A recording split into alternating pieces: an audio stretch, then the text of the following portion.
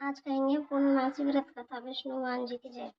द्वापर युग में एक समय की बात है कि यशोधनी श्री कृष्ण से कहा, तुम सारे संसार के उपकर्ता हो, पोषण तथा संहार करता हो। आज कोई ऐसा व्रत मुझसे कहो जिसको करने से मृत्यु लोक की स्त्रियों को विधवा होने का भय न रहे तथा वह व्रत सभी मनुष्यों की मनोवांछाओं को पूर्ण करने वाला हो। श्री कृष्ण कहने लगे, हे माता, तुमने अति सुंदर प्रश्न किया है। मैं तुमसे ऐसे ही व्रत को विस्तार पूर्वक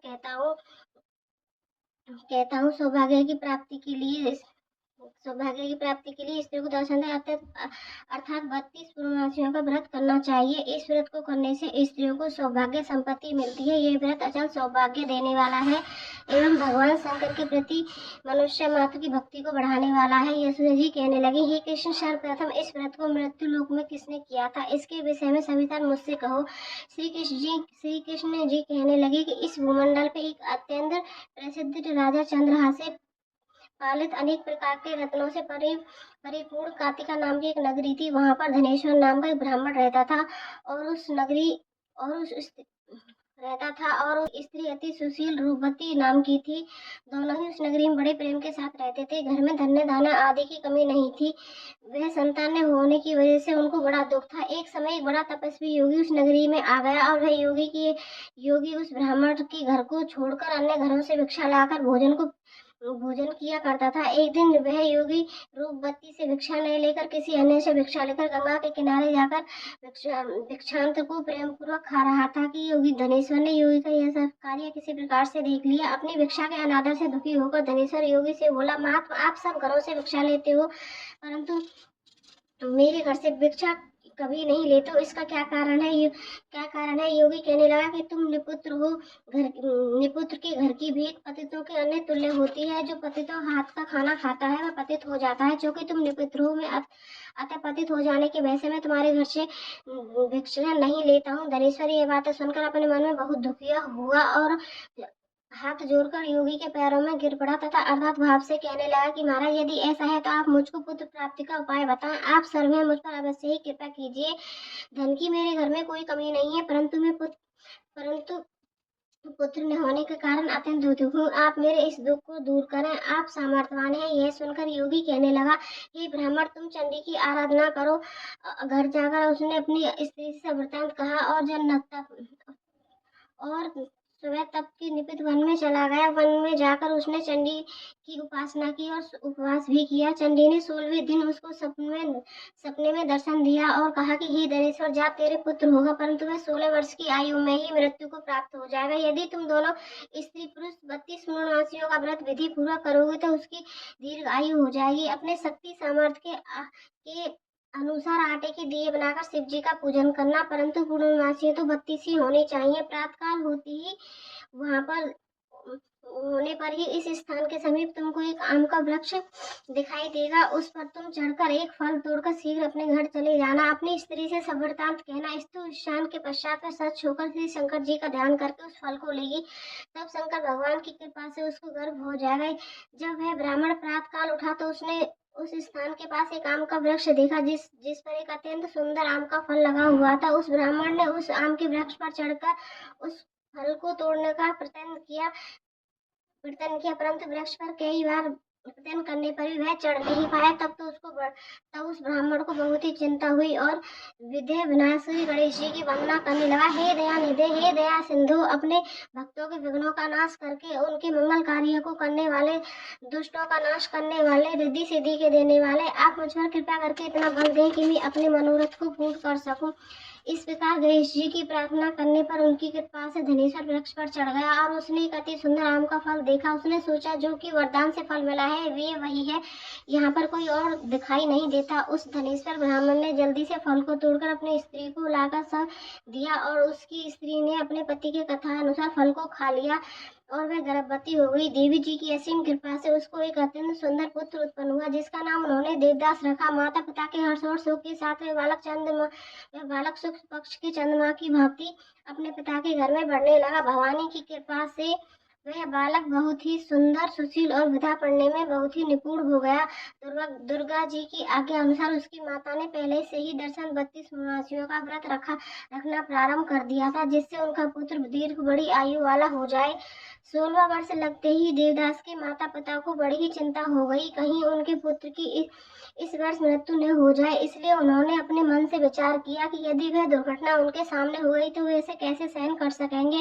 अस्तु उन्होंने देवदास के मामा को बुलाया और कहा कि हमारी इच्छा है कि देवदास 1 वर्ष तक काशी में जाकर विद्यापन करे और हम उसको अकेला भी छोड़ना नहीं चाहते, इसलिए इसके साथ तुम चले जाओ और 1 वर्ष बाद इसको वापस लौटा लाना। सब प्रबंध करके उसके माता पिता ने काशी जाने के लिए देवदास को घोड़े पर बैठाकर उसके मामा को साथ कर दिया, किंतु यह सब बातें उसके मामा या किसी और से नहीं कही। दहनेश्वर ने सबसे अपने पुत्र की मंगल कामना तथा दीर्घायु के लिए भगवती दुर्गा की आराधना और पूर्णमासियों का व्रत करना आरंभ कर दिया। इस प्रकार 32 पूर्णमासियों का व्रत पूरा किया।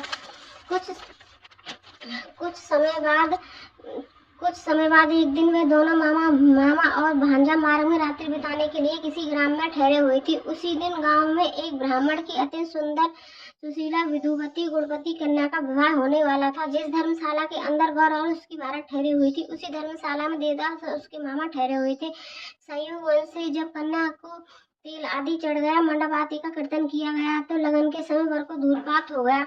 अस्तु में वर के पिता ने अपने कुटुंबियों से परामर्श करके निश्चय किया कि यह देवदास मेरे पुत्र जैसा ही सुंदर है, मैं इसके साथ लगन का कार्य करा दूं, बाद में विवाह के अन्य कार्य मेरे लड़के के साथ हो जाएंगे। ऐसा सोचकर देवदास के मामा से जाकर बोला कि तुम थोड़ी देर के लिए अपने भांजे को हमें दे दोगे तो विवाह के लगन का कार्य सुचारू रूप से पूरा हो सकेगा। तब उसका मामा कहने लगा कि जो कुछ भी मधुकर कन्यादान आदि में वर को मिलेगा वह सब आप हमें दे दोगे तो मेरा भांजा इस बारात का दूल्हा बन जाएगा। यह बात वर के पिता को स्वीकार कर लेने पर उसने अपना भांजा वर बनाने के लिए भेज दिया। विवाह का कार्य रात्रि में विधि पूर्वक संपन्न हो गया। पत्नी के साथ वह भोजन नहीं कर सका। अपने मन से सोचने लगा, न जाने किसकी स्त्री होगी। वह एकांत निवास में इस सोच में गर्म निवास छोड़ने लगा। तब उसकी आंखों में आंसू आ गए। तब वधु ने पूछा कि क्या बात है, आप इतने उदासीन व दुखी क्यों हो रहे हो। तब उसने सब बात वर और उसके पिता में हुई, उसके मामा के बीच में हुई थी, वह उसको बतला दी। तब कन्या कहने लगी, यह ब्रह्मा विवाह के विपरीत कैसे हो सकता है। देव ब्राह्मण और अग्नि के सामने मैंने आपको अपना पति बनाया है, इसलिए आप ही मेरे पति हैं। मैं आपकी ही पत्नी रहूंगी, किसी अन्य की कदापि नहीं। तब देवदास ने कहा, ऐसा मत करिए, क्योंकि मेरी आयु बहुत थोड़ी है, मेरे बाद आपकी क्या गति होगी, पहले इन बातों को अच्छी तरह से विचार कर लो। परंतु वह दृढ़ विचार वाली थी। वह बोली, जो आपकी गति होगी वही मेरी होगी। ही स्वामी उठिए, आप भोजन करिए, आप निश्चय ही भूखे होंगे। इसके बाद देवदास और उसकी पत्नी ने भोजन किया। वे शेष रात्रि भर सोते रहे। प्रातःकाल 4 बजे देवदास ने अपनी पत्नी को 3 नगों से जड़ी हुई एक अंगूठी दी और एक रुमाल दिया और बोला, हे प्रिय, इसे रख लो, संकेत समझकर स्थिरचित्त हो जाओ। मेरा मरण और जीवन जानने के लिए कुछ वाटिका बना लो, उसमें एक सुगंधित वाली नमलका लगा लो, उसको प्रतिदिन जल से सींचा करो, आनंद के साथ खेला कूदा करो, तब उत्सव मनाओ। जिस दिन मेरा प्राणांत हो जाएगा तो ये फूल सूख जाएंगे और ये फिर से हरे भरे हो जाए तो जान लेना कि मैं जीवित हूँ। यह बात निश्चय करके समझ लेना, इसमें कोई संयम नहीं है। यह समझाकर वह चला गया। प्रातःकाल होते ही वहां पर बाजे गाजे बजने लगे और जिस समय विवाह का कार्य समाप्त करने के लिए वर तथा बाराती मंडप में आए तो कन्या ने वर को भली प्रकार से देखकर कहा कि यह इनके साथ मेरा पति, ये मेरे पति नहीं है, जिसके साथ रात्रि में मैंने परिग्रह हुआ था, इसके साथ मेरा विवाह नहीं हुआ है। यदि ये वही है तो यह बताएं कि मैंने इनको क्या दिया। मधुकर कन्यादान आदि के समय जो मैंने इनको भूषण आदि दिए थे उन्हें मुझे दिखाएं। रात्रि में मैंने उनको क्या गुप्त बात कही वह मुझे सुनाए। पिता के कथा अनुसार वर को बुलवाया। कन्या की यह सब बातें सुनकर वह कहने लगा, मैं कुछ नहीं जानता। इसके पश्चात लज्जित होकर अपना सा मुंह लेकर वह चला गया। सारी बारात अपमानित होकर वापस लौट गई। श्री कृष्ण भगवान बोले, हे माता, इस प्रकार देवदास काशी विद्यापन के लिए चला गया। कुछ समय व्यतीत हो गया तो काल प्रेरित होकर एक सर्प रात्रि में के समय उसको डसने के लिए वहां पर आया। उसका विषधर के प्रभाव से उसका शयन का स्थान चारों ओर से विष की विषैला से विषैला हो गया, परंतु वृतराज के प्रभाव से सर्प उसको काट नहीं पाया, क्योंकि उसकी मां ने पहले से ही 32 पूर्णमासियों का व्रत रखना प्रारंभ कर दिया। इसके बाद मध्याह्न के समय समय काल वहां पर आया और उसके शरीर से प्राणों को निकालने का प्रयत्न करने लगा, जिससे वे मूर्छित होकर पृथ्वी पर गिर पड़ा।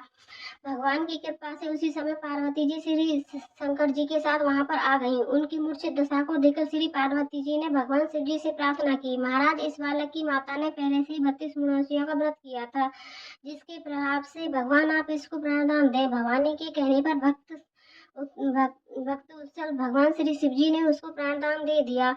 इस व्रत के प्रभाव से ही काल मृत्यु को छोड़ देना पड़ा और स्वस्थ होकर वह बैठ गया।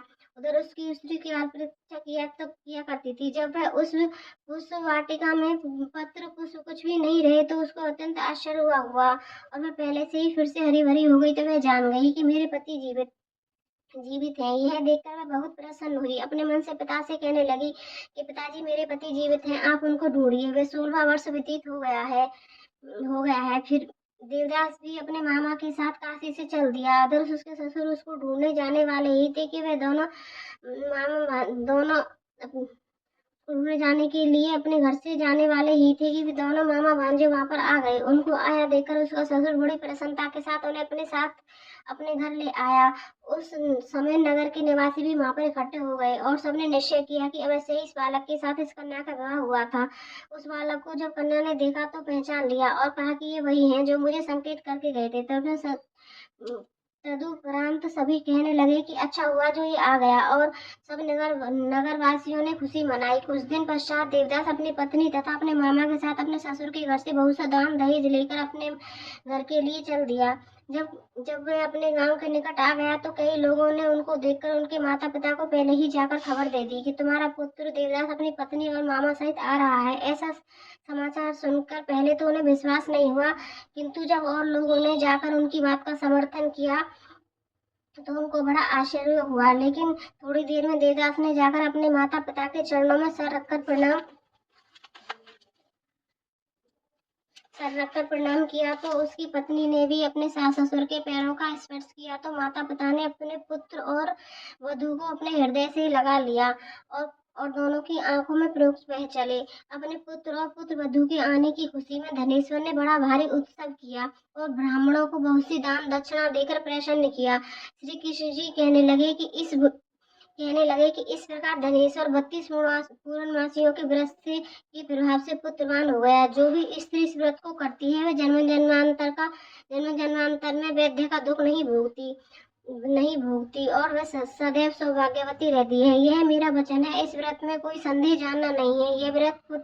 यह व्रत पुत्र पौत्रों को देने वाला तथा संपूर्ण मनोकामनाओं को पूर्ण करने वाला है। 32 पूर्णमासियों का व्रत करने से व्रती की सभी इच्छाएं भगवान शिव जी की कृपा से पूर्ण हो जाती हैं। बोलो विष्णु भगवान जी की जय।